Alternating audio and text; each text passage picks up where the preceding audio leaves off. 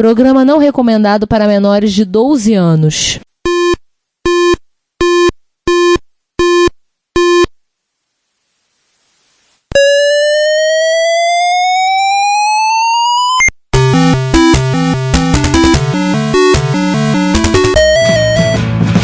We bought it to help with your homework.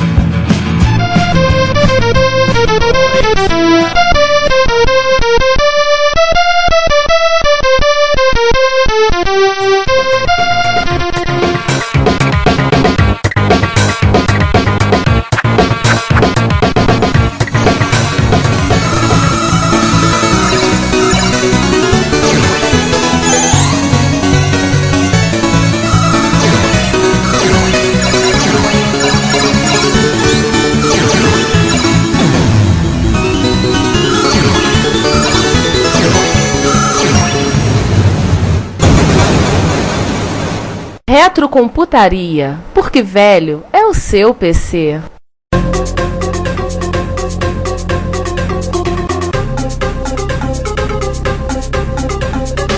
E já que a gente falou da Intuition, né, que seria a toolkit da GUI, e obviamente... A Intuition seria o Win32, seria a aplicação. A DLL Win32 do Windows seria a Intuition. Escrita pelo Robert J. Michael. Esse cara é sinistro. Esse cara criou a Bounce Ball, né? Pra quem não sabe, ele é o cara que fez a Bounce Ball. Sim, talvez um dos demos mais copiados de todos os tempos. Claro. Antes de mais nada, o primeiro demo de todos os tempos. Primeiro demo. O objetivo dessa bola não era ser o logo da... Não. Virando. O primeiro demo de todos os tempos, pelo que me conta, foi Lucifer. Ah, meu Deus. Tem duas curiosidades. Primeiro, dessa Bouncing Ball aí, a demonstração dele foi daquela feira que levaram o micro todo desmontado de avião, e o pessoal fez uma demonstração meio assim, era um lugar mais reservado, entravam poucas pessoas e olhavam o demo. Era tão impressionante que o pessoal olhava embaixo da mesa para ver se tinha outro computador ligado fazendo aquilo ali. Então foi feito às pressas, né? Porque eles tinham terminado o projeto de rádio, só que não tinha nenhum software para rodar. Esse RJ Mikol, ele que projetou várias coisas extras assim para ajudar. Foi dele que surgiu o termo Guru Meditation, e quando dava algum pau no sistema, eles colocaram essa mensagem, e depois o pessoal da Commodore não gostou, aí mudou para Software Failure, mas ficou, né? Guru Meditation ficou o termo. Tinha outra coisa legal, daqui a pouco eu lembro. E para fechar a parte de software, né? O Kickstart, ele é um pedaço em ROM do Amiga DOS, e o resto do Amiga DOS, digamos, ele é somente um sistema operacional. Ele não tem uma interface com o usuário. A principal interface dele com o usuário é a Workbench. Isso aí. Que é responsável por desenhar os ícones, janelinha, gerenciar arquivo. Posso dizer a pergunta do leigo, então, do Picão. O Workbench mais Kickstart igual a Amiga DOS? Seria algo do tipo, o próprio Amiga DOS tem até uma linha de comando, né? Seria como o Linux em si e o Workbench é o X. Umas coisas na... Ou então, pra quem não entende, MS-DOS e Windows. Isso. O Amiga OS seria o DOS e o Workbench seria o Windows. A diferença é que o Workbench funciona. Exatamente. É diferente. E é multitarefa de verdade. O Kickstart seria o Servidor X e o Workbench seria o GNOME. Não, o Workbench é ambiente operacional. Isso aí. É a GUI. É a GUI como um todo. E no final, a principal interface com o usuário, né? Isso aí. Apesar dele ter uma CLI específica que você pode rodar programas como se fosse um DOS, um CPM. Uma shellzinha, né? Isso aí. Gente, falamos de muita teoria. Vamos falar de modelo de computador agora que o povo gosta. Ixi, rapaz. Com certeza. Vamos falar do mais popular, o que muita gente teve aqui no Brasil. Ou o mais conhecido, né? Vai lá. Amiga 500, lançado em 1987, OCS, e foi até 1991. Ele teve várias revisões, ele teve vários submodelos. Ele vinha originalmente com 512K de memória, ou seja, já o dobro do Amiga 1000. Porém, a gabinete dele, ele era muito do estilo de um outro micro da Commodore, o Commodore 128. Ou do concorrente, o Atari ST. Exatamente. Inclusive, o design da fonte é idêntico. Acho que a Commodore deve ter até hoje esses caixotes de fonte lá. Provavelmente. O Amiga 500 e o Amiga 2000, né, foram lançados juntos, né, e eles quase não saíram, porque a Commodore tava indo a pique, e aí mandaram embora lá o maluco lá que tava gerenciando no lugar do Jack lá, e chamaram, curiosamente, um cara da Pepsi. Isso me lembra uma outra história, né, chamaram um cara da Pepsi para gerenciar a Commodore. Só que, diferentemente do que fizeram na Apple, esse cara entrou e fez a coisa certa. Ele tinha um contrato de 5 anos, cortou os custos, cortou o projeto que não servia para nada. Ele falou, eu quero uma Amiga de entrada cara, baixo custo, que foi o 500, que era um Amiga high-end, que foi o Amiga 2000. Então, Ou seja, foi ele que cortou com o Commodore 65, né? Foi, na verdade... Não. O 65 comecinho dos anos 90, 92, se eu falo a memória. Não tinha como... Então ele deve ter matado a linha Plus. Não, acho que ele cortou o 128. Também. E a linha Plus. Ele matou as linhas de 8-bit, não ia ter mais 8-bit, isso aí era certo. Mas antes disso, tem um fato curioso também da Commodore, a PIC aí, digamos assim, que o carinha que tava antes lá, do Jack, ele tinham feito um laptop PC, rival do Tandy, e tinha mais qualidade gráfica, o LCD era revolucionário, não sei quantas colunas, não sei quantas linhas, e numa conversa com o pessoal técnico da Radio Shack, se não me engano, na época, falaram que aquilo ali não ia dar em nada, ninguém queria saber de LCD, e a Commodore vendeu tudo de LCD, toda a tecnologia, e não fabricou o laptop. A gente não viu esse computador algumas horas de 2 semanas atrás? Esse PC da Commodore, daqueles leilões de eBay? Não, aquilo era um XTzão. Não era aquilo não. Ele lembra um Apple IIc, um monitorzinho de LCD, que eu acho que são 80 colunas por 20 linhas. É o Commodore LCD, o nome da máquina. Eu acho que é isso mesmo, Commodore LCD. Não chegou a ser lançado e poderia ter sido uma alavancada aí da Commodore também. Ou seja, pra turma que gosta de mosca da cabeça branca, é um prato cheio. Exatamente. Um dia aparecem leilões por preços absurdos. Como vocês ouviram no episódio 35, sempre há um espertalhão, tem gente que gosta de ser trapaceado. O Amiga 2000 também teve vários modelos, assim como o 500, teve vários submodelos. O Amiga Uma pergunta, hein, João? O 2500, todos eles eram 108 mil padrão, né? Exatamente. A grande diferença pro Amiga 1000 foram duas. Memória padrão de 512 no Amiga 500 e de 1 mega no Amiga 1000, no Amiga 2000, desculpa. E o fato do Kickstart vir em ROM, finalmente. Tinha outras características, né? O 2000 já vinha com slot de expansão e... Já vinha com o Zorro e tinha uma versão com o HD, né? Que foi o 2000 HD. Na verdade, isso aí, 1500, 2000 e 2500, na verdade, todos eles são Amiga 2000 com características diferentes. Um vinha só com drive, o outro vinha com 2. O 1500 era um 2000 pelado. O 1500, pelo que eu li, foi uma coisa maluca que só saiu na Inglaterra, uma invenção da Commodore inglesa, e o único que pareceu ser interessante é o 2500, que vem com um processador diferente, né? Eu acho que ele tinha opcional o processador 030, mas eu não... acho que era o 030. 020 e 030. Isso aí. Você podia escolher um ou outro no 2500. Esse era Power mesmo. Vinha sempre com HD, né? 2500 sempre vinha com HD. Exatamente. E o 1500 tem uma história que, se vamos ficar com ele na memória, Amiga 1500, nós vamos falar dele daqui a pouco na sessão dos clones, tá bom? Sim. E por que ele só saiu na Inglaterra? Voltando rapidamente pro Amiga 500, teve uma versão chamada Amiga 500 Plus, que foi o último modelo do Amiga 500. Não. Esse é SS. A gente fala daqui a pouco nele. Vamos falar no último OCS. Ok. O CDTV. O último OCS é o CDTV. CDTV, quem que tiver um aí vendendo, eu tô comprando. São 2. O CDTV, nós falamos dele no episódio 14, se me lembro bem. O Amiga pra botar na sala. Home Theater, diante dos Home Theaters. Exatamente. É um 500 com CD, né? Parece um aparelho de CD mesmo. E cá entre nós, a Microsoft copiou agora o CDTV, Xbox One. Pode deixar. Porque o sugar da Microsoft... Nesse exato momento, a gente deve estar perto das portas do lançamento do Xbox One, que é em novembro, né? Nossa, no dia de ação de graças. Ainda não sabemos aqui o preço. Mas quanto era o preço do Amiga CDTV no lançamento? Não sei. $699 ou era mais? Não sei, tem que ver. Sei que a gente comentou que o pessoal gosta do CDTV, principalmente o teclado dele. É um teclado original pra Amiga, um teclado preto. É compatível com o Amiga 4000. Não é compatível. Não é? Se você enfiar lá, você vai queimar o seu teclado. Não, eu sei. Você tem que meter 2 ou 3 fios lá dentro. 2 ou 3 fios? Então não é compatível, né, Santos? Você tem que inverter 2 ou 3 fios, não é compatível. Exatamente. Tem que usar um adaptador. Na verdade, dá pra não precisar usar o adaptador. Você abre o teclado e inverte São 4 fios. Pra quem quiser fazer em casa, atenção, pessoal. A culpa não é minha se queimar. Não, sério, você falou que é compatível. Oh, yeah. Não é compatível. Tem que inverter o fio 1 e 4 e o fio 2 e 3. Eu tentei isso em casa, nós somos profissionais treinados. Façam isso com o seu responsável do lado. Senhores. Viu, Sander? Faça com o seu responsável do lado. Só mais um detalhezinho aí do Amiga CDTV e do Amiga 500. O Amiga CDTV era um Amiga 500 com CD, né? Isso aí era fato. E o pessoal usou muito essa combinação em fliperama, né? O Amiga 500 com um leitor de CD pra rodar aquele... Como é que é o nome daquele jogo? MacDog McCree.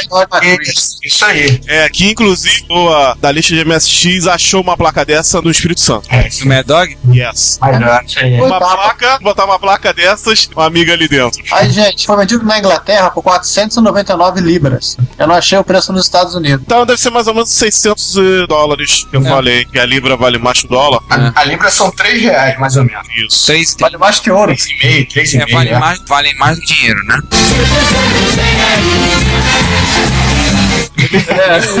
O ouro Eu chutei 699, devia ser 599. Em resumo, uns $600. O grande legal do CDTV é que ele tinha a cara de um videocassete Betamax da época, né? Era bonito. Lembra mais um... Era bonito.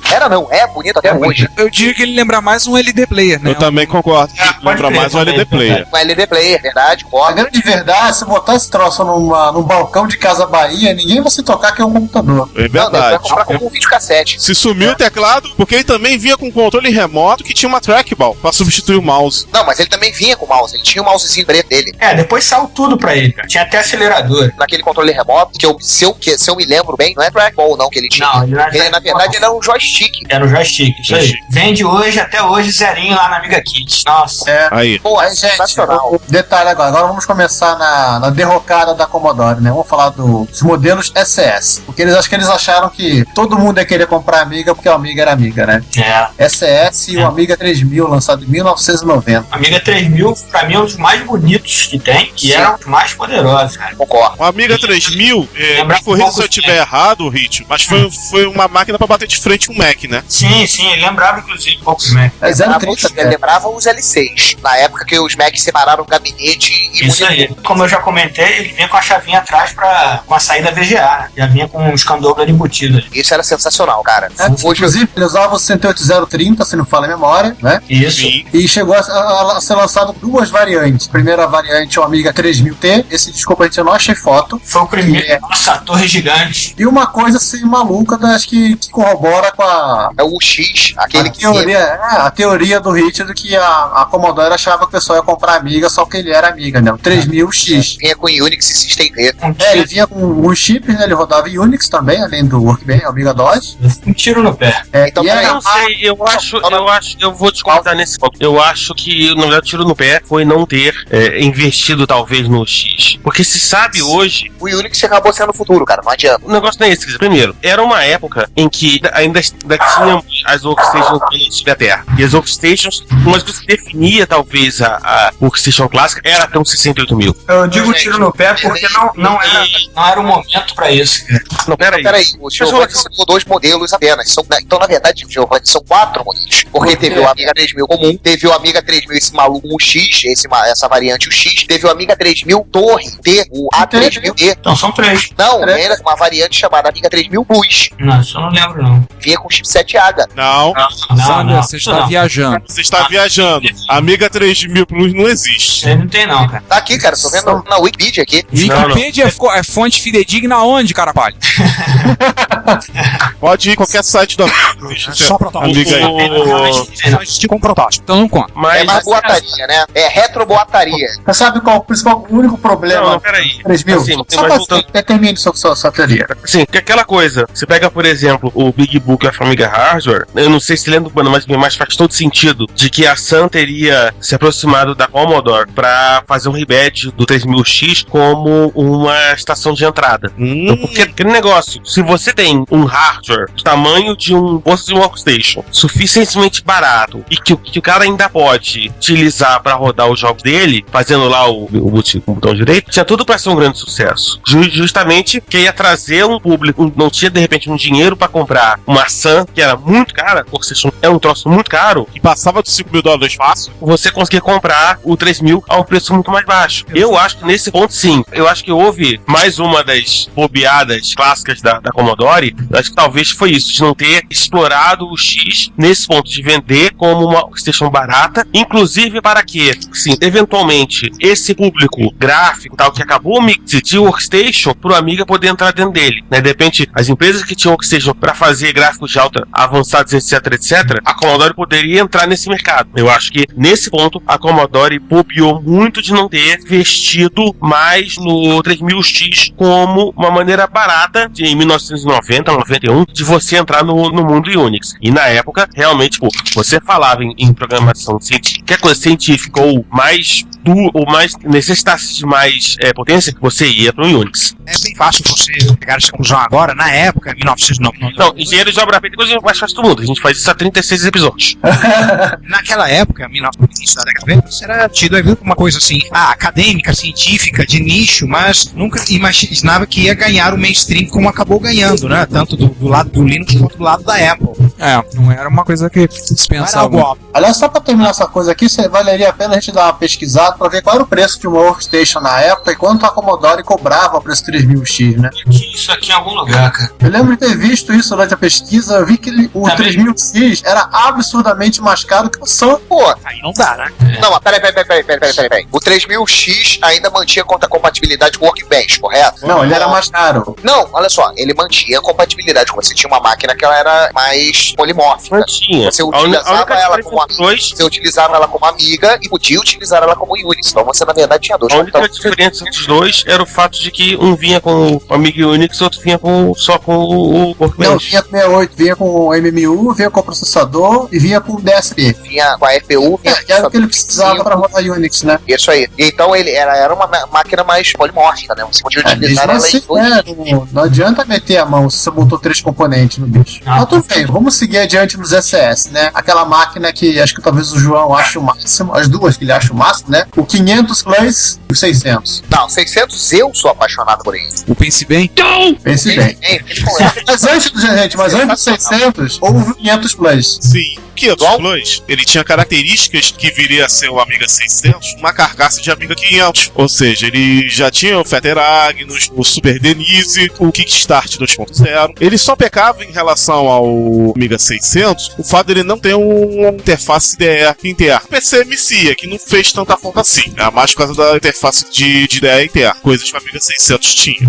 O 500 foi a máquina mais vendida, né, da família. E esse 500 Plus tinha tudo que precisava, entre aspas, já com o novo chipset e tudo mais, só que eles queriam baratear a máquina. Aí, vamos baratear, vamos lançar o 600, vamos tirar o teclado numérico e lançar o 600, que era mais caro do que o 500. Eles requentaram o Amiga 500, né? E requentaram o 500, exatamente, botaram no outro gabinete, arrancaram o teclado que fazia falta em vários jogos, tinha jogos simuladores de voo e precisava do teclado numérico e não funcionavam no Amiga 600, então inicialmente foi problemático. Inclusive no Brasil, quando lançaram o Amiga 600, tinha um problema sério de mapa de teclado, porque quando descobriram que ia vir o Amiga 600 no Brasil, né, quando fecharam o negócio, eles começaram a escrever o driver de mapa de teclado pro português, só que aí fazendo as inversões, né, os depara da vida. E aí avisaram a fábrica aqui também que tinham que fazer o depara, porque a máquina ia ter teclado em português. Então fizeram as duas coisas invertendo. Então é como se tivesse multiplicado por -1 e a parada voltou ao mesmo. Ou seja, os dois grupos, tanto o software quanto o hardware, fizeram as inversões e acabou anulando a outra.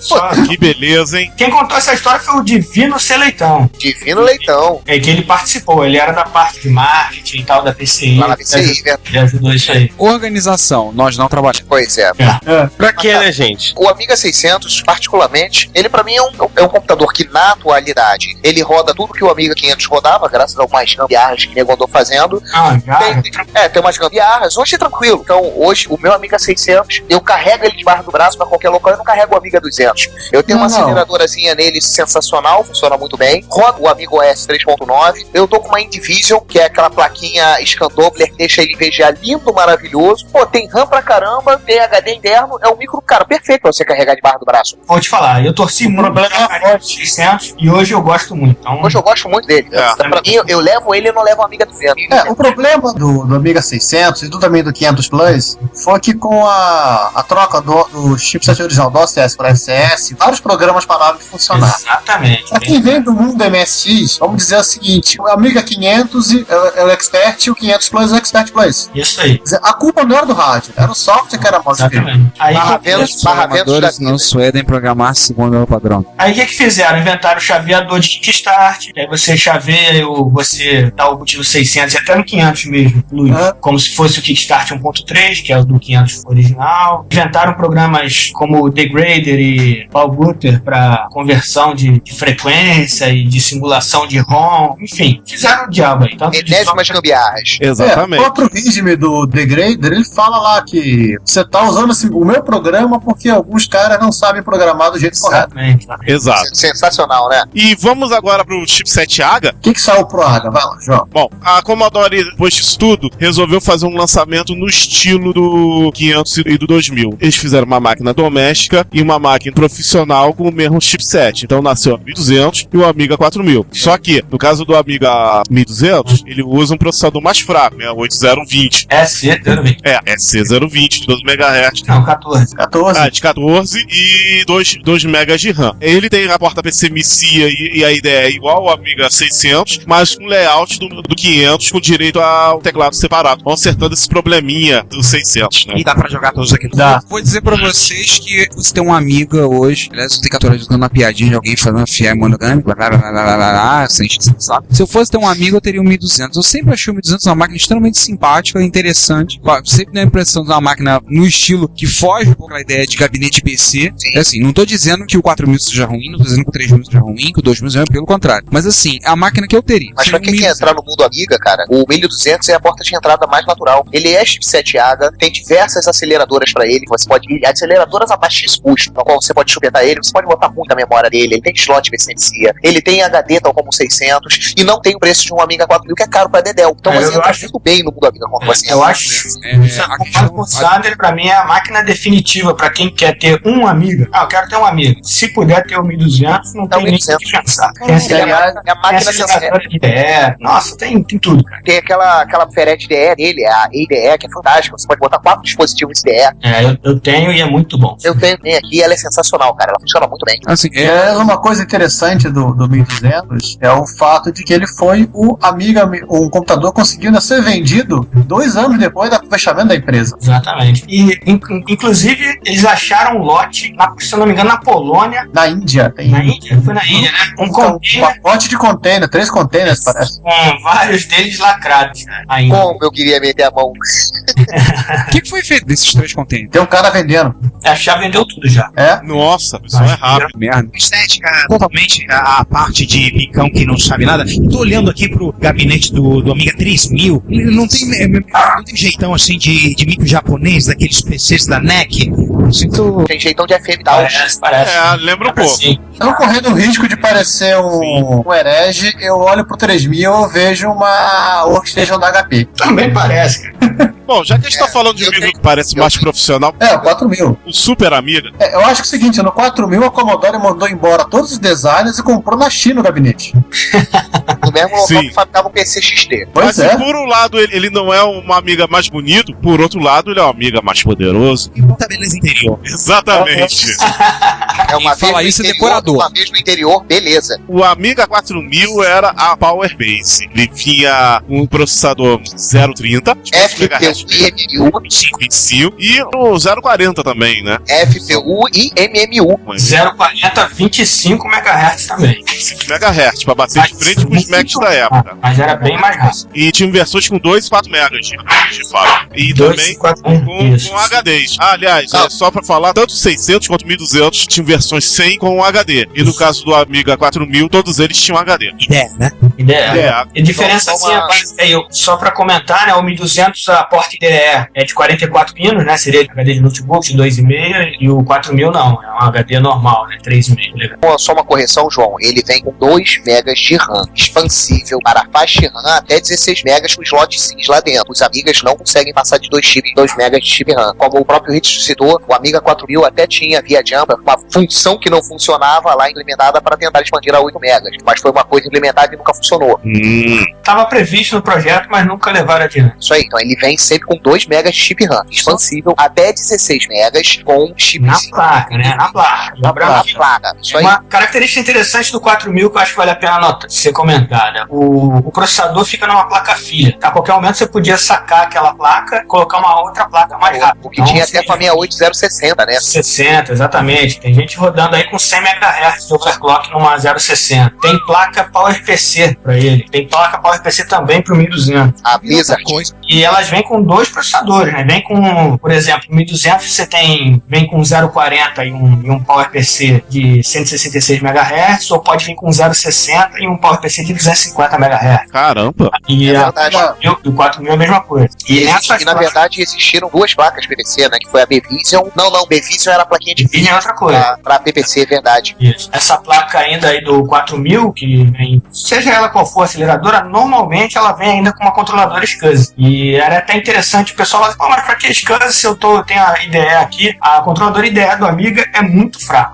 O processador tem que cuidar dela o tempo todo. E você usando a controladora SCSI dessas aceleradoras, o sistema já ganha muito em desempenho, e não é nem por causa da velocidade do HD, e sim porque o sistema fica mais liberado, fica mais livre. O SCSI quem cuida é um chip customizado, né? Não, isso aí, o SCSI no caso é uma controladora à parte mesmo. Por isso fica mais... E o 4000, assim, ele existiu na versão desktop, que parecia um PCzinho, e também na versão 4000D, que é a versão torrona dele. Essa é posterior à falência da Commodore, né? É, exatamente, ela não é da Commodore, essa 4000 Torre, é da Amiga Technology. Sim. Que depois deu origem, inclusive, em torres ao Amigo One, que é um show à parte. Mas aí já é outra história. Outras histórias. Voltando pra Commodore, nós também tivemos o Amiga CD32, a versão videogame do Amiga. Diga-se de passagem, conversamos sobre ela no episódio 14, amigos que viraram videogames. Exatamente. Também está falando da Tinha umas coisas maravilhosas, o CD32 de portes de jogos que na tela inicial mandava pressione Space to continue. Era o CGS. Esse era o CGS. O Amiga CD32 era um Amiga 1200 com CD numa carcaça de videogame. Isso aí. É, isso, exatamente isso. Mas tinha o Akiko, né? Logicamente, para controlar o CD. E ele tinha tanto acessório para ele quanto o 1200. Tem aceleradora, tem um full motion video, que é interessante para passar vídeo a partir do CD. Dá pra botar teclado e mouse nele. Pode botar o teclado e mouse, exatamente. Existem kits que você pode transformar teu CD32 num computador desktop. Exatamente. No 1200 e bonitinho. Exatamente. Ele não... Porque ele é AGA, o CD32 é AGA. Ou seja, ele não deve nada à versão. Tanto é que quando você usa flop nele, ele roda os jogos do 1200. Sim. Em resumo, Tem umas características que o pessoal talvez não se toque. Por exemplo, o pessoal, por que tem versão do jogo pro Amiga CD32 e é o mesmo jogo pro Amiga 1200, AGA e mais. Mas muitas vezes no CD32 você tinha trilha sonora diferenciada que tocava direto do CD CDA, enquanto estava jogando, e tinha também os jogos exclusivos do CD32 porque usava o Akiko, né? E no caso o 200 não tem. Então, aquele negócio, apesar de por causa do problema da falência da Commodore ele ter tido uma vida curta, eu aconselho o pessoal que coleciona de pegar um videogame desse, porque ele tem bastante potencial e ele tem muito software, já que ele é o 1200, ele tem muitos jogos do Amiga. Então, você não vai ter falta de jogo pra ele. Não, inclusive tem alguns CDs com compilações de jogos. Você pega um CD, compila os jogos e você roda os jogos todos de um CD, não precisa ficar usando disquete nem nada. Pena que do pra cá ele é outra máquina que se inflacionou muito de pra cá. Só de curiosidade, eu acabei de abrir o eBay pra dar uma olhada de preço. Tem um CD32 com 18 jogos, manual, 2 controles, The Chaos Engine, para fechar o leilão, 24 lances, está em $525. Viu? Uau!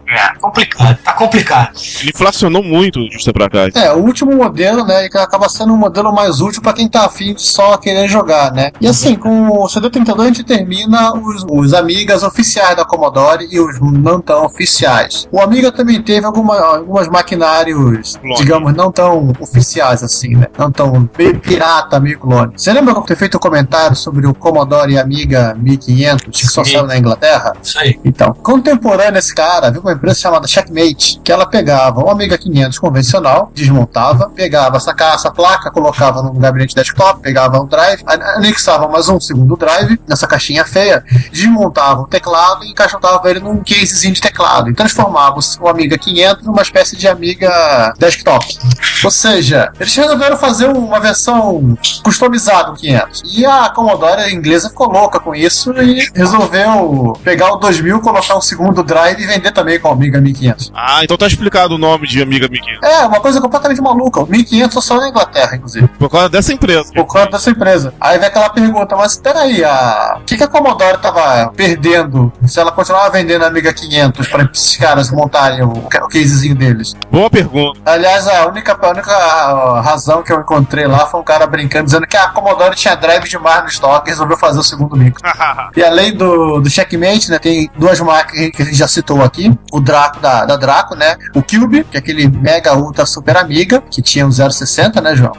Da Macro Systems, e o Draco Casablanca, que era um Amiga, pelo menos os primeiros modelos eram Amigas do tamanho de um DVD player mais com gordinho, que eram unidades que você comprava e que já eram prontas para você fazer a edição de vídeo. O Draco, a gente comentou dele no episódio 27. O dos clones. Que é pai do Cube, né? E o Casablanca foi muito rápido. O Casablanca, assim, ele continua sendo Motorola 160, porém ele já começou a perder compatibilidade com a arquitetura do Amiga. O Casablanca ainda existe, mas hoje é uma coisa completamente diferente. E seguindo ainda na família dos clones, né? Tiveram muito vapor aí, Amiga 5000, Amiga 6000, ou seja, toda uma novela de modelos que iriam ser lançados e nunca o foram. Pra variar. Mas alguns dos novos chegaram a sair, né? Somente aqueles implementados em FPGA. E o famoso boato do MSX3, do MSX da CCE, da Dynagon, sim. E outros. Boatos pulavam com uma facilidade incrível em tempos pré-internet. E assim, e que se tornaram ganhando vida própria esses boatos, né? Eu tenho certeza que em algum momento alguém vai dizer que tem um desses, um protótipo. Tem um Amiga 5000.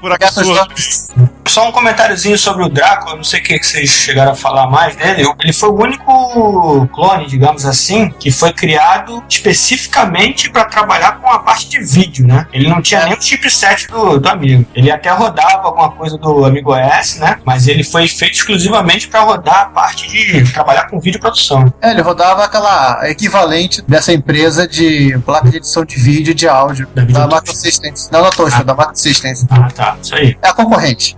Isso aí. Mas assim, novos Amigas não existiram, né? Do conceito que a gente acredita que possa ser um computador novo, mas o pessoal andou fazendo os FPGAs, né? Bem interessante, por sinal. Muito. Falando de FPGA, citamos alguns deles no episódio 8. O Minimig nunca me atraiu muito porque ele era um clone do 500, né? Então, assim, é legal, pra quem não tem, vale a pena, mas o Minimig AGA que tá pintando aí, minha Nossa Senhora, esse aí eu preciso ter. Um outro que é feito com o core do Minimig é o Chameleon 64, né? Sim. Isso é interessante pelo fato dele ser um Amiga do tamanho de um cartucho Commodore 64. Por isso o nome.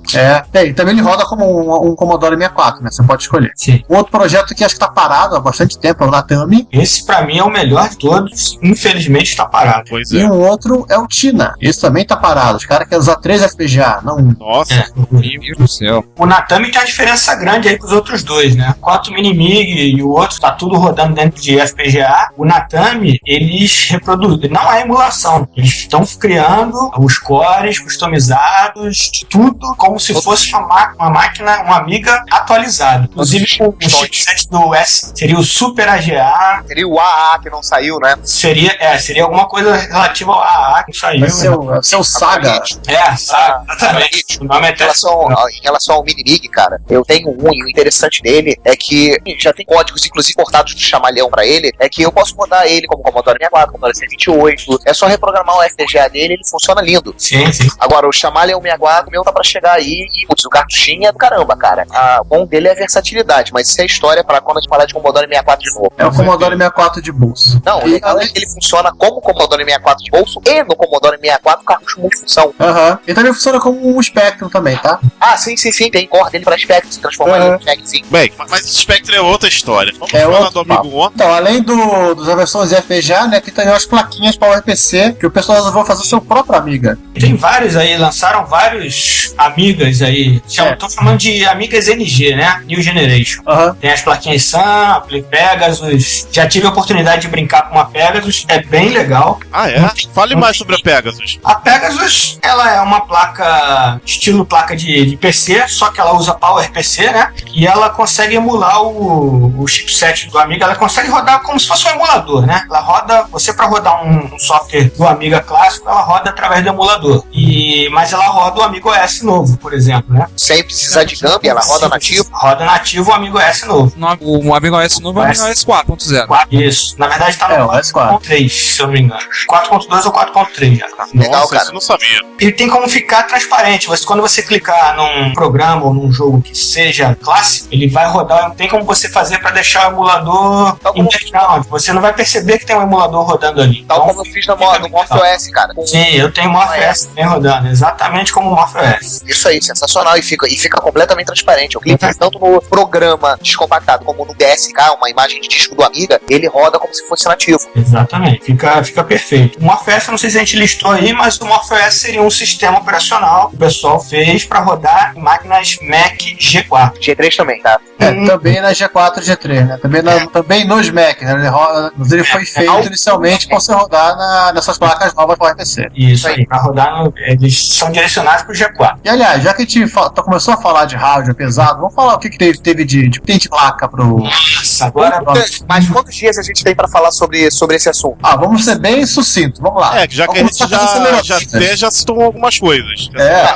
Olha, a aceleradora teve de tudo quanto é tipo e espécie, cara. Do 68 pro Amiga 500 teve até 68030, que era um deck até muito legalzinho, chamavam de... Era um sidecarzinho que botava na porta de expansão ali, vinha com HD, SCSI, normalmente de 20 ou 30 megas, e uma aceleradora 030 de 40 MHz. Eu me lembro disso, eu tô querendo me lembrar o nome. Até na CPU Amiga falaram sobre esse periférico. Era do SVP, não era? Né? Acho que era A530, uma coisa assim. A530. É 530. Simplesmente na matéria lá está o melhor periférico para o seu Amiga 500. Sim, sem dúvida era mesmo o melhor periférico. Comentário para quem não sabe o que é essa tal de aceleradora. Basicamente é uma placa que você instala no seu Amiga e ele, digamos que ele desliga o processador original e toma conta de todo o hardware. Mas todos os processadores de aceleradora fazem isso no Amiga. Não, só explicando o que é uma aceleradora, né? Porque o conceito existe mais no Amiga do que em outras plataformas. Verdade. Um detalhe só que, por exemplo, quando você põe uma PowerPC, no caso a PowerPC vem com 2 processadores e os 2 funcionais, tá? Ela precisa do Motorola para dar o boot, né?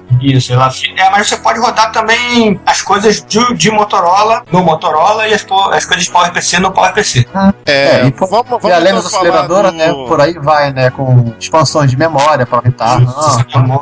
Hoje em dia, acho que é até legal, assim, tem muita coisa hoje que você pode entrar no site que é chamado Amiga, deixa eu ver aqui só para ficar certinho. Deixa eu ver aqui qual é o site, só para o pessoal que quiser conhecer os hardwares antigos do Amiga. The Big Book of Amiga Hardware. Lá tem tudo que é hardware do Amiga. Quem quiser consultar, tem tudo lá. Então eu acho interessante assim a gente mencionar o que não tá ali, que são os novos hardwares. Tem gente fazendo muita coisa hoje pro Amiga. Então você tem aceleradora pro 600, 68020 aí, o pessoal vendendo. Tem aceleradora pro 1200, 68 SC030. O que seria esse SC? É a versão sem MMU FPU, né? Mas que atende perfeitamente quem for mais para jogo e tudo mais. Tem os famosos Scandobler, são fantásticos. O que roda no Amiga 600 serve para Amiga 600, pro 3000, 1000, pro 2000. Você pode... Não, pro 2000... pro 2000 também. Tem um Scandobler, chama de MK2 AGA, que tem saída DVI, tanto pro Amiga 1200 quanto pro Amiga 4000. Enfim, cara, o que não falta aí é periférico. Com certeza. Como controlador USB. Isso são só coisas novas que o pessoal tá fazendo agora. tá? Tem controladora USB para você botar internamente no gabinete original do Amiga 1200. Exatamente. Não precisa botar em torre, não. Ela cabe dentro do gabinete original. Não, aí vocês têm que fazer uns pequenos adaptações no gabinete, né? Tem que ter Você tem esse Dremel, corte. Exatamente. Você tem que ter um nível, em comparação ao meu nível sobre-humano de habilidade e coordenação motora, né? Na realidade, assim, eu vou contar um truque.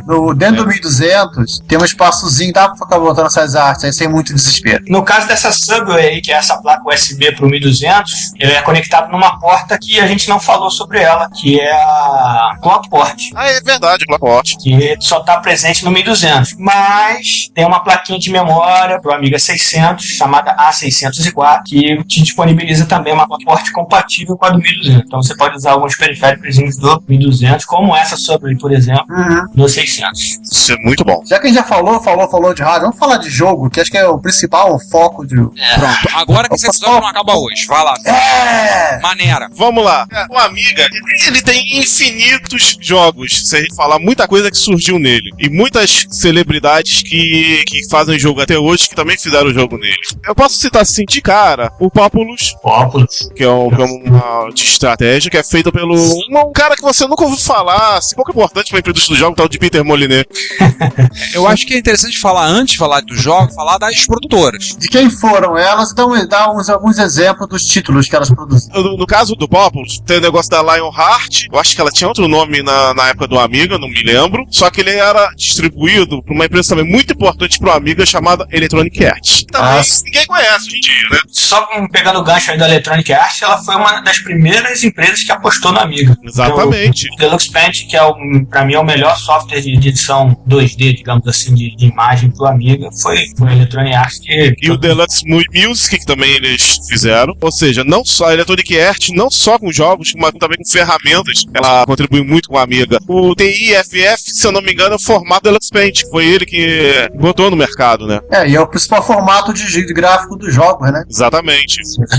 O IFF formato, isso é uma coisa que eu lembro, você falava do Amiga, que eu achava muito interessante. Tinha formatos de arquivo que eram comuns, então você podia definir, se não lembro, pela Commodore. Pronto, tô falando uma coisa que eu não vou dizer, não tenho certeza se era isso. Eu ouvi dizer, mas eu achava interessante, que era o IFF, o GeoTIFF, que era um formato meio que padrão. Você tinha o Wave, né, que depois acabou ficando comercializando. Eram formatos padrão de arquivos, então todo programa tinha que salvar naquele formato. E o mod. O mod. Pra áudio. E o compactador também do LZH. Isso, LZH. Voltando para a Electronic Arts, além de ferramentas de desenvolvimento, várias franquias que ela fez, como eu acabei de dizer, o Populous.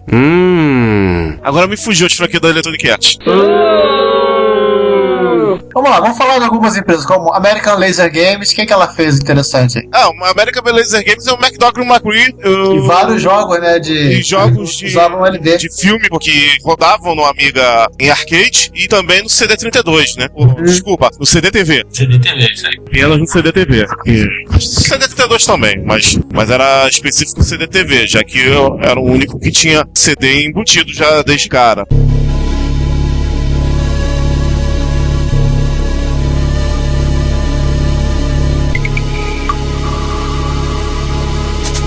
Sessão Hackaday. Vamos começar pela ordem, né? O Raspberry Pi aprende o teletexto. Uau! E se você não sabe o que é teletexto, por favor, Google ou DuckDuckGo ou Yahoo, que uma conta é seu amigo. Volte há 30 anos atrás e mais. Você liga o seu modem da Gradiente e acessa o videotexto. Isso aí. O segundo item eu acho interessantíssimo também, até porque gerou GIFs animados no Apple II. Gerou comoção. O cara desenvolveu um troço que não só gera animações no Apple II, como o cara ele fez e era literalmente o objetivo dele, tinha que caber num disquete de 5/4. Com formatação clássica DOS 3.3. Então, ele queria fazer um troço que coubesse num disquete 5/4, 140K. E o cara fez. Sim. Fala, João. O João acho que entrou em pane. Deve estar vendo GIF de gatinho. Não, eu estou aqui. Tá vendo GIF animado. Se ainda eu estou aqui vendo, exatamente, vendo GIF animado no Apple II. E é muito interessante a solução que ele criou para rodar no Apple II Plus. Gente, 2, não é 2, né? Isso. Porque qual é a graça de rodar no Apple IIe? O Apple IIe é muito mainstream, precisa 64K de RAM. Né? Tem que ser no Apple II Plus com 1 MHz básico, pouquinha memória. Ou seja, tem que rodar no Unitron AP2. Exato. Aí Não fala muito não que o Daniel vai ficar triste que ele conseguiu romper o tubo do monitor dele. O que ele fez pra isso? Malabarismo. Ele foi fazer uma manutenção no monitor porque achou que a imagem estava meio distorcida, foi trocar os capacitores, abriu o monitor, deixou ele meio empenado de mau jeito e ele simplesmente degolou a chupeta do tubo. Ui. Mas degolou, quebrou tudo. Ele ouviu um estalo plec que ele virou o tubo atrás, degolou a chupeta do tubo. Ô Sander, você me lembrou agora a história do teu pai lá, do teu irmão, quando construiu a televisão preto e branca de vocês. Pai. E tu vai lembrar dessa, né? Tá, né, cara? Papo, segura aqui. Cuidado, tá, peraí. Tá segurando? Tô. Meu Deus. Cara, mas no chão. Porque a gente tava consertando a televisão no quarto, tava a televisão que ficava no computador, a gente pegou a televisão, colocou em cima da cama e pediu pra ele apoiar. Beleza, ele apoiou, aí se distraiu, não sei porquê, tirou a mão da televisão e sentou na cama. Que ele sentou, puxou a fofó, a televisão tava com o tubo virado pra cara, pro chão, ela só foi fazendo devagarinho, torcendo. Quando eu vi ela torcendo, eu tentei correr. É que assim, gente, eu só lembro do dia em que eu fui na casa do Sander e ele e o pai dele estavam saindo pra ir em Cascadura comprar um tubo de mar. Pois é. Isso é entre as muitas coisas, tipo a tampa da minha Graphics MDA, que putz, eu falei pra ele, cara, cuidado que a tampa da minha impressora tá aí em cima da cadeira. Tá bom, e ele sentou na... Nossa. Imagina o que aconteceu com a tampa da Graphics MTA, que era de acrílico, né? Ui. Pois é. Vamos lá, continuemos. Continuando, da série Não Tinha O Que Fazer, o rapazinho resolveu trabalhar com um bando de Intel MCS48. O Intel MCS48 é um chip, no caso dele, de 77. Aliás, um microcontrolador. E ele resolveu programar esses carinhas de 77. Uau. Será que esse carinha é aquele que tá no modem do Commodore 64? Não sei, mas tudo é possível em termos de Commodore. Tem um chip Intel muito velho dentro desses bichos. Tanto que a Intel já pediu pra voltar. Não usem mais isso. Naquela época, né? Detalhe. Mas no mínimo eles tinham estoque, tipo assim, a Microdigital tinha estoque de Z80, né? Quando ela fez o TK3000 e precisava fazer os caracteres estendidos da língua portuguesa. Mas, Sander, você sabe que a Microdigital tinha estoque de Z80, né? Sim, claro, ela cismou que um dia ela ia fazer o MSX. Não. Esqueceu do Sinclair? Não sim, só, verdade. Não só o Sinclair, né, Ricardo? Aquele carinha, o Onix. O Onix. O videogamezinho, que era clone de Coleco. Exato. O Onix 1. O Onix Júnior era clone de Atari. Primeiro o Onix era clone de Coleco. Era clone de Coleco, isso aí. E, aliás, já que a gente começou a falar de videogame, então é outra coisa legal que tem no Hackaday. Aqui, né? Não, essa não é legal, não. Essa daí é espetacular. O dito cujo, sem nada o que fazer, não deve ser casado, sem mulher pra pegar, que não tinha nada o que fazer. Nerd, por cima, um gordo adolescente pegou uma velha máquina de asteroides. Pra quem não sabe, asteroides é um joguinho de nave vetorial, só que na época não existiam computadores vetoriais, então quem fazia os vetores era o monitor. Inclusive tem um videogame baseado nessa mesma tecnologia, que é o Vectrex. Ele pegou esse velho monitor, esse velho tubo de imagem que não tinha o que fazer lá da máquina de asteroides, pegou um FPGA, um Ciclone 2 da vida, e resolveu fazer um novo jogo de arcade baseado na tecnologia vetorial desse monitor, e o resultado é simplesmente repetacular, como fala o pessoal do mundo canibal. O link deve estar no show notes aí, né? É simplesmente repetacular. Assistam. Gente, exatamente. E assim, fez o Sander querer realmente também ser um gordo adolescente. Mais ou menos por aí. De novo, né?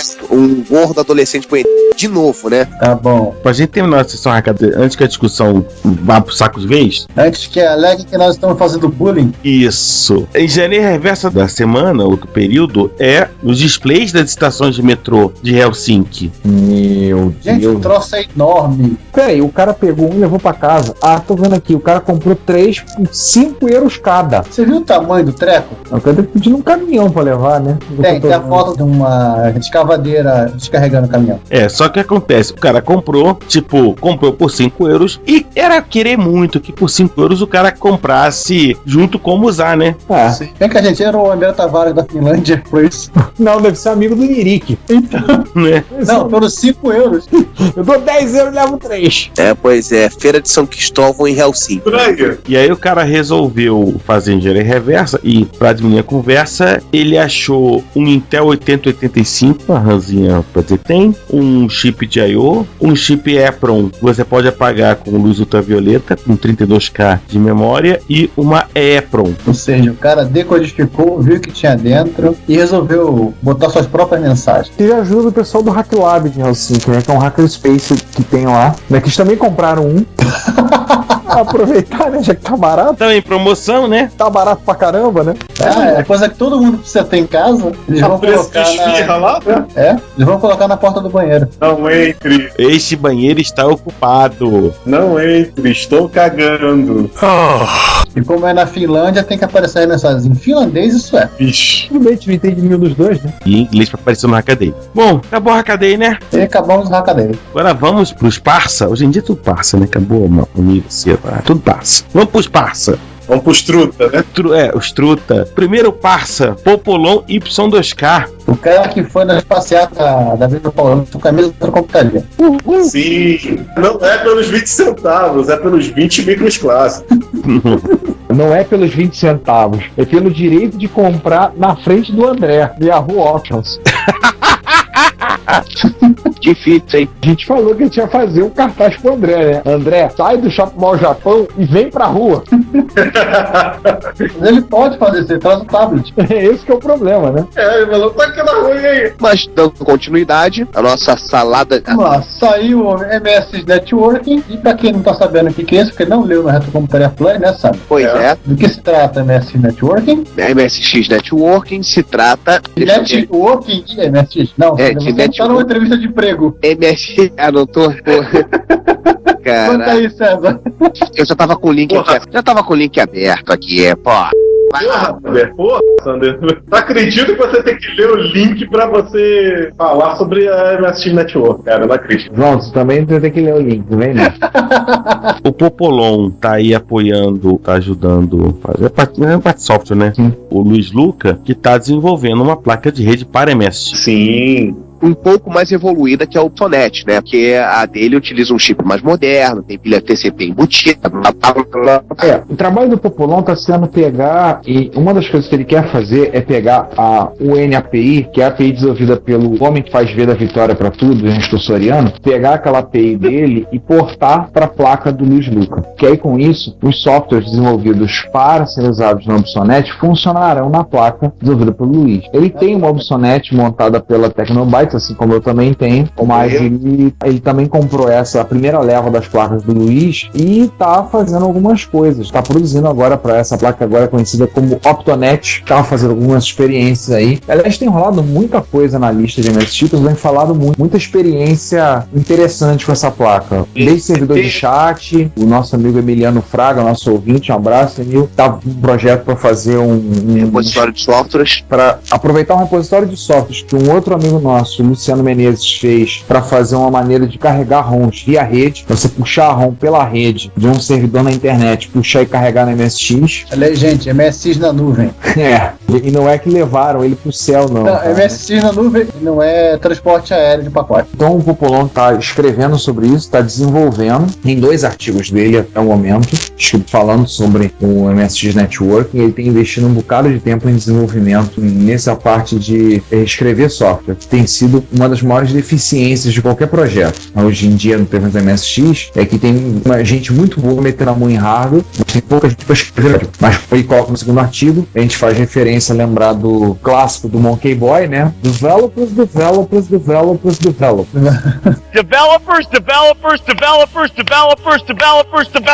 Pois é. Vamos falar aqui da salada de frutas retrocomputacional, um texto. Inclusive, falando de frutas que escreve esse blog, desculpa, cara, fruta não, é o Mauro Xavier. O Mauro Xavier é aquele gato dos GIFs animados. É, mais ou menos por aí, que não deixa de ser fruta também, mas enfim, é um texto bem interessante, tem uma boa dose de humor, quantidade infindável. Com uma comparação em cada linha de computadores e uma fruta específica. Agora, MSX e a cereja foi curioso. Eu tive que rir aqui.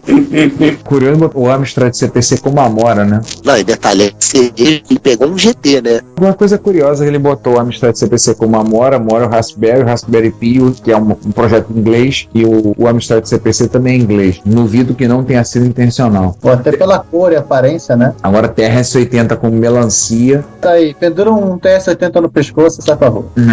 Pois é, não, ele chamou o PCXT, esse bagulho, de uva, né? É uma uva. Isso tem que ser chamado de melancia, né? É, isso sim. Ou de chuchu. Não, na realidade, eu entendi a metáfora, porque ele falou que o PC acabou embriagando todo mundo com vinho.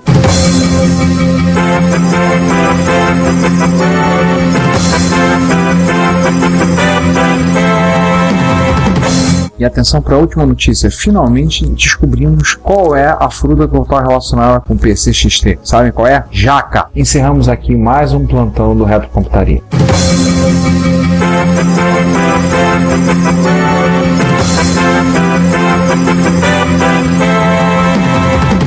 Nossa, vamos passar pro próximo. Vamos. Que, aliás, nessa aí eu conclamo o nosso especialista sobre o Quimera, sobre o Quasimodo dos computadores. MC1000, a saga continua! Olha, tem novidade, de hoje, inclusive. Olha aí. Tava conversando com o Emerson. A ideia que ele teve foi bem parecida com a ideia que eu tive também. Tava olhando o resultado do Retro Benchmark do Zia para dar uma olhada aonde eu começaria a trabalhar. E o que aconteceu? O Emerson ele resolveu vasculhar, porque o chinês maluco que fez o MC1000, né, ele não inventou o Basic do nada, deve ter pego de alguém. Então eles estavam testando com trechos do código em assembly, e ele já comentou, para tentar encontrar. E adivinha só a surpresa dele? Ele achou um código que você não é igual, parecido, né? Código é idêntico. O que muda são os labels do assembly. No Basic do, qual o nome mesmo lá? É o Retro... HC Basic. É o HC Basic do HC César. O KC85 e o KC87 da Robotron. É, da Robotron. Da Alemanha Oriental. Da Alemanha Oriental. Meu Deus. Gente, tá lá, idêntico, o mesmo código. Caraca, é idêntico mesmo, cara. Mas eu vou contar um segredo pra vocês. Só quer dizer que o Basic do MC1000 é primo desse cara. Eu tava conversando com o Emerson hoje e nós encontramos, acho que digamos, o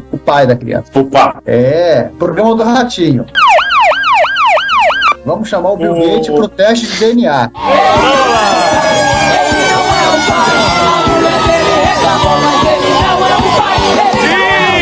É assim, gente, vamos chamar o Bill Gates pro teste do DNA porque ele é pai da criança. É o Altair Basic versão 4. What say? Altair Basic, Microsoft Altair Basic 4. Foi a inspiração do Basic do MC1000. Um trecho de código do Altair Basic 3.x de 4K. Não achamos o de 8. Muda a precisão aritmética, mas é o mesmo código. Vocês sabem que a Microsoft é notória por reutilizar código. Sim. Sim, não é à toa, até o Windows até hoje é a mesma merda, né? Windows 8 que o diga. É, no 8 eles tiraram um monte de coisa que tinha até o 7, um monte de programa parou de funcionar por conta disso. Que bom, né? Código legado, tô aprendendo. Desapegando o código. Pô, que bom, né, cara? Sabe qual a conclusão que eu estou chegando sobre o MC1000? Que, seguindo a dança das frutas do Mauro Xavier, o MC1000 é salada de frutas. Não, MC1000 é jabuticaba, só tem aqui. Sensacional. Podia ser o tamarindo, né? Tamarindo tem na Índia. Mas assim... É verdade, tá mais pra jabuticaba. Ou o sapoti, que parece uma coisa e tem gosto de outra. A marula, que parece fruta, mas se você comer ela no calor e já quase fermentando, vira álcool e te deixa bêbado que tu não sabe pra onde tu vai. Curioso isso do MC1000, hein? Vou te contar. Esse assunto ele começa com o Emerson procurando, e porque ele tava meio de saco cheio, já que ele tá comentando o Basic, a listagem do Basic em Assembly, ele tava meio de saco cheio de ficar inventando label pro código.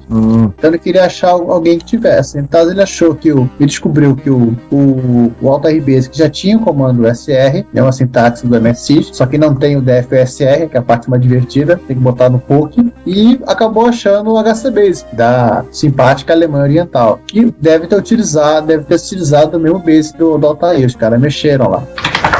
Ou seja, tudo farinha do mesmo saco. Ou seja, Bill Gates, filho é teu também. Vamos querer pensão. Boa. Cara, o que não é bizarro no MC1000? Bom, apesar que a coisa que a gente andou percebendo é que essa configuração do MC1000 é mais comum do que a gente imaginava.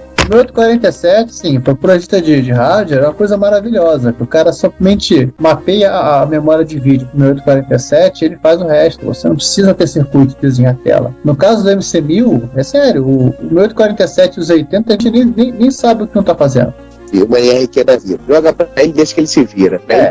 O lado chato é que o MC1000 não tem nada de DMA e nenhum SAM, como o corpo tem, para deixar a relação harmoniosa. Então, o meu 847 e os 80 estão numa constante DR no MC1000. Uma constante DR realmente é uma coisa bem interessante. Eu já tô imaginando 2 chips em DR, inclusive, as perninhas discutindo. É um estado belicoso, assim, né? É que assim, deveria ter um chip no meio do caminho pra falar pros 80. Sossega rapidinho aí que o cara tá acessando o vídeo. Mas só quando os 80 estiver acessando a memória de vídeo compartilhada, que é o que acontece com quase todo mundo. Acho que os caras quiseram simplificar o circuito, então os 80 tá sempre esperando o meu 47 checar a memória, mesmo em bancos de memória que ele não checa. Ora, caro Giovanni, é só a gente ver a gênesis dele pra ver que tinha um integrado aí no meio, que ele foi capado pelos chineses, porque lá no Japão, a NEC, com o seu PC 001, eles fizeram um negócio mais bem feito. Só que eles olharam e falaram, ih, customizado, ih, arranca! Parece que o Sanyo também tem um customizado também pra fazer a... Sim, o Coco tem um customizado. A diferença é que ele é um customizado que é vendido na padaria, né? Que é o Sam.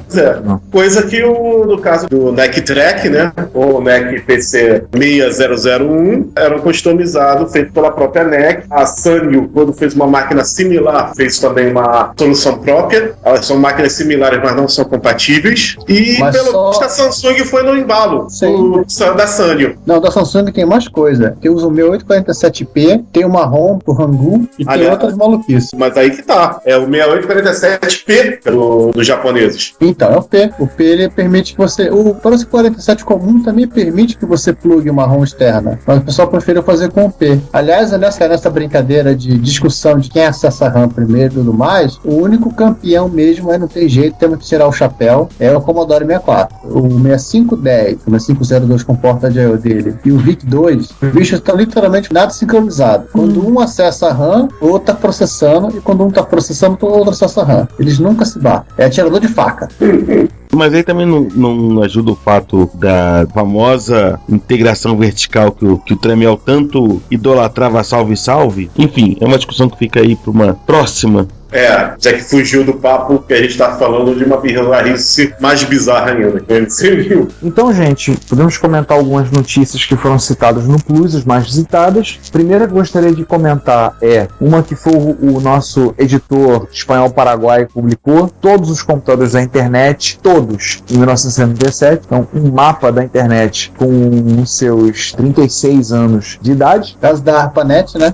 No tempo que era ARPANET, na época que Star Wars e Apple II foram lançados, que Chaplin morreu e Elvis dizem que morreu, outros duvidam. Ele ainda conseguiu depois, graças a um amigo no Facebook, um mapa mais antigo, de 73. Com menos computadores ainda. Esse é o tipo da coisa que dá vontade de imprimir e fazer um quadro, botar na parede. Para quem se interessar, eu copiei um trecho do livro do Douglas Comer, o guru do TCP/IP, né, por assim dizer, que tem lá a tabela da evolução do número de computadores na internet. E nós não vamos citar aqui. Você vai lá, ou você compra o livro, ou você vê o post, que for mais barato. Pois é. Próximo da fila, todas as flags do 8085 ao vivo e a cores. Mais um trabalho, adivinha de quem? Tem Sheriff. Sim, o carinha que tá dissecando 8085. Eu tô achando muito legal que ele tá fazendo isso com foto, porque fica claro, você vê a lógica do processador de uma forma que você olha aquele bando de tracinho pequenininho, você não reconhece, mas ele tá colocando claramente para a pessoa que não conhece, vai ver, e ver como aquilo tá localizado na máquina. Perde um pouco a abstração, o que é bom. A abstração de que é aquela coisinha com perninha, né? Que é o chip. Ele tem coisa dentro dele. Pois é, e o que tem dentro dele? Onde é que estão as flags? Onde é que estão os registradores? Aqui está o circuito dos registradores, olha aqui o circuito. Isso é bem interessante. Se eu estivesse dando aula de arquitetura de computadores, com certeza eu ia usar isso. Eu ia pegar essas imagens e usar isso para mostrar aos alunos, para tirar um pouco da abstração que a disciplina acaba tendo. Isso é bem legal. O Astônio pode citar a história do pinball, né? Já que falamos de videogame. Isso é muito legal.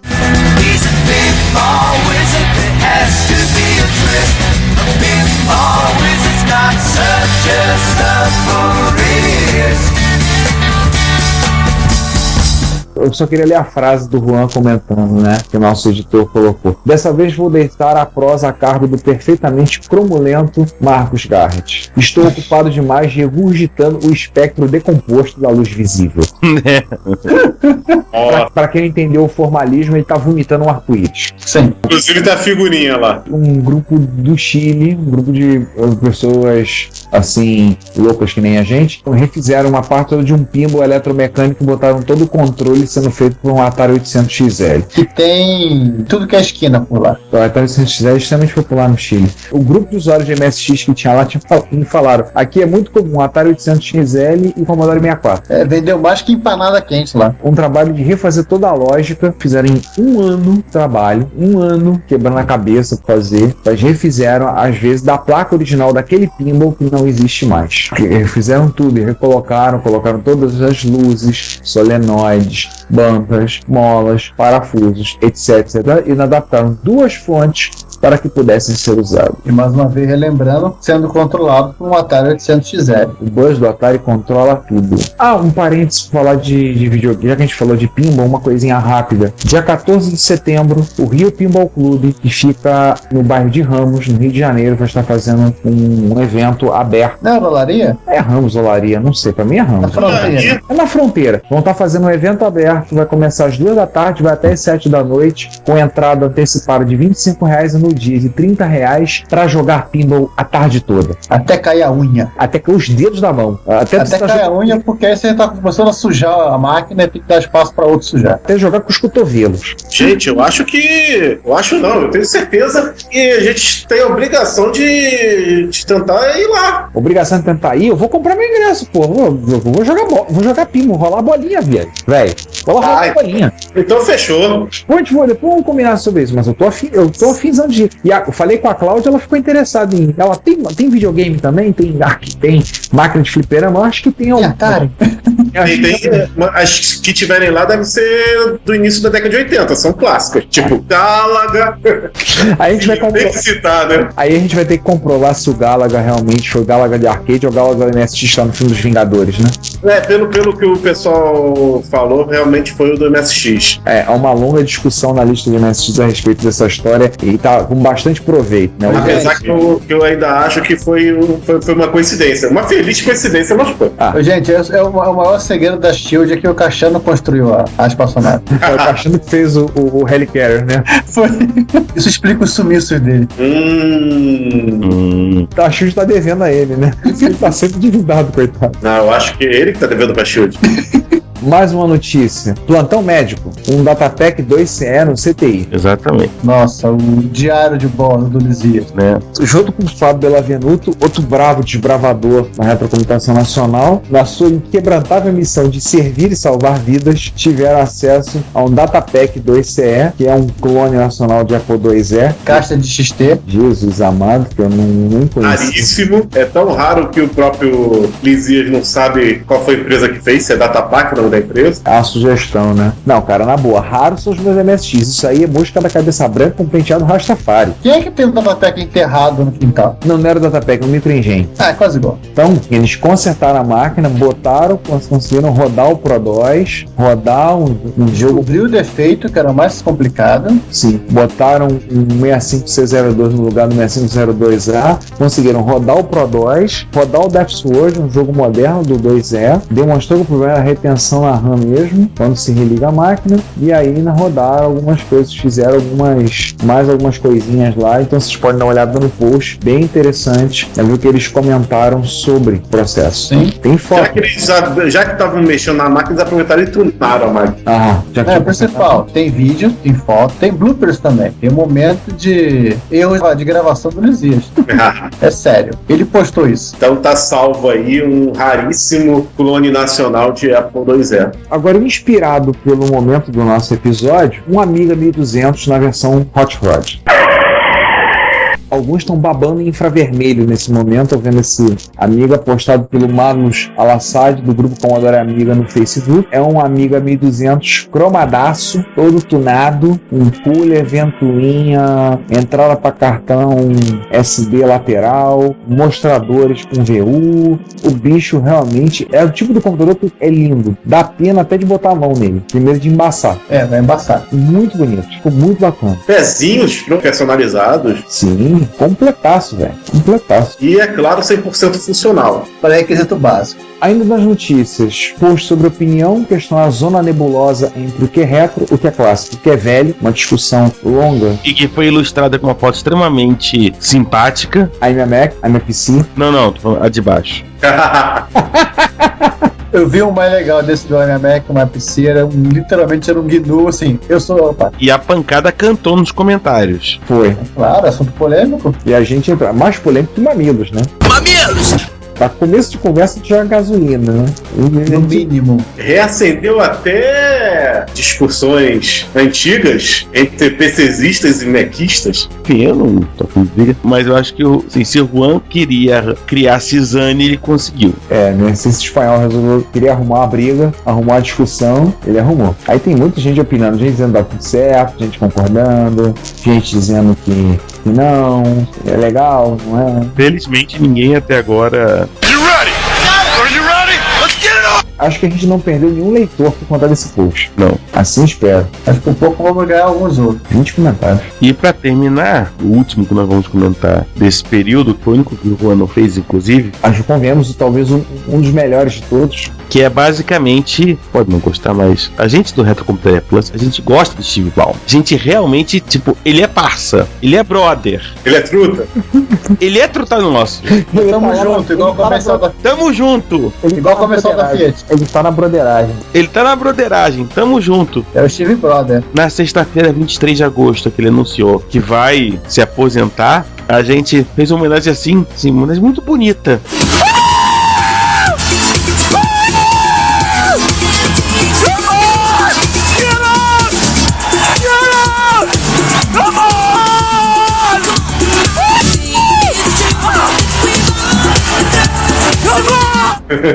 Com basicamente bando de vídeos, desde os vídeos clássicos, claro. Sim, tem também o famoso vídeo dele vendendo o Windows 1.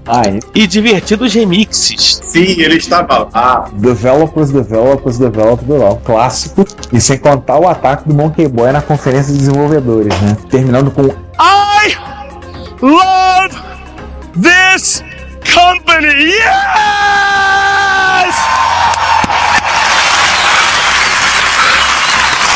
E o Márcio postou uma foto e eu resolvi postar uma também, que não deu tempo de colocar no post, mas foi nos comentários. Steve Ballmer curtiu o nosso post, inclusive.